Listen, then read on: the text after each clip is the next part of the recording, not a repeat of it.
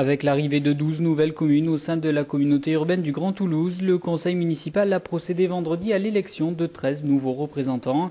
Et c'est à l'issue de ce scrutin que Jean-Luc Moudenc a annoncé la démission collective des élus communautaires du groupe Toulouse pour tous. Une démission motivée par la nouvelle trahison de ses anciens colistiers. La loi prévoit que chaque groupe est représenté à la proportionnelle. Et à ce titre-là, nous avons droit à 6 sièges.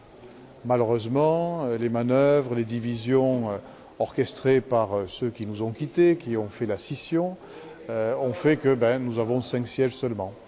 Donc je plaide pour la justice. Il n'y a pas de raison que Toulouse pour tous soit sous-représenté, alors que tous les autres groupes ici, toutes les autres sensibilités et familles politiques sont représentées justement. Donc j'applique la loi et avec un certain nombre de collègues, nous avons démissionné pour que la loi soit pleinement appliquée. Après la scission officialisée lors du dernier conseil municipal, le groupe Toulouse Métropole s'inscrit donc dans ce que René Bouscatel appelle une opposition constructive basée sur l'ouverture. Nous sommes déterminés dans une politique d'ouverture que nous avons clairement affichée dès le début, sans sectarisme, sans position de posture politicienne. Nous sommes déclarés pour la liste des non-inscrits. Ce qui était une manière d'ouverture dans le cadre de ces élections.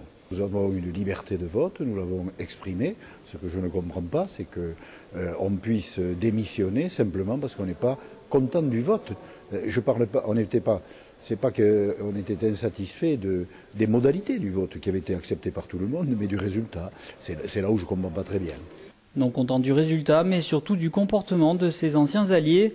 Le nouveau président de l'UMP 31, Jean-Luc Moudenc, va réclamer des sanctions pour les 3 élus UMP du groupe Toulouse Métropole.